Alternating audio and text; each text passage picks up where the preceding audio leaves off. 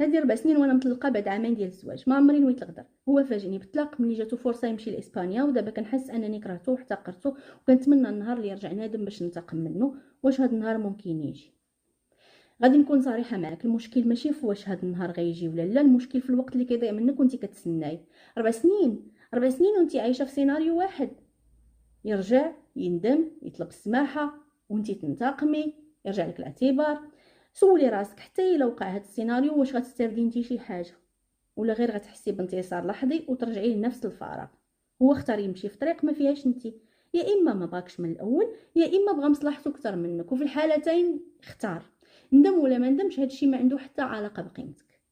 القيمه ما كتجيش من رجوع شي حد، القيمه كتجي من كيفاش كتعاملي انت راسك. والالم اللي كتحسي به اليوم راه غير انعكاس لانك ما عطيتيش لنفسك القيمه اللي كتستاهل. احتمال يكون عانى من بعدك، ممكن ندم حيت هو اللي خدا قرار الفراق وطلق، ولكن اللي ما نتقبلش هو انك تبقاي انت معلقه بشخص تقدر يتخلى عليك. احتمال عاقل عليك واحتمال ما عاقلش عليك اصلا.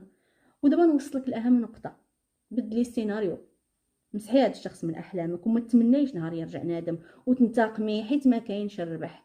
الربح عندك في انك تكوني درتي حياه جديده ناجحه فيها ناس جداد وقلبك يبغيك بجميع الظروف. حلمي بنهار تشوفيه وما تعرفيش حيت نسيتيه، حيت ما بقى كيعني لك والو. حلمي بنهار اللي تكوني فيه مطمئنه محققه ذاتك، واهم حاجه سعيده. تشوفيه وما تحسي لا بحقد لا برغبه في الانتقام، غير احساس واحد، فرحانه ليه حيت خدا قرار حقق به احلامه وعطاك فرصه تفيقي وتبني حياتك بكري. حيت هذا الشخص كان غيتخلى عليك عاجلا ام اجلا، اللهم قرر ونفذ واختار بعد عامين ماشي كتر. الا وصلتي لهذا الشيء هذاك هو الانتصار الحقيقي، ماشي ترجعوا لبعضياتكم وماشي يطيح قدامك. الانتصار هو انك تولي اقوى من القصه كلها. رجعي لنسختك قبل ما تعرفيه، رجعي لاحلامك لضحكتك لطموحك.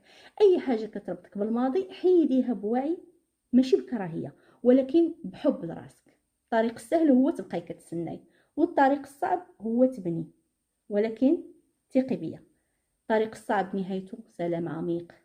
وفهمي هاد الجمله مزيان، اللي يقدر يكمل حياته بلا بيك ما عمرو بغاك، يتحط في خانه التجارب. اما قيمتك ما كتسنى حد يرجع باش يثبتها. والانتصار الحقيقي هو انك تكوني بخير وعلى خير.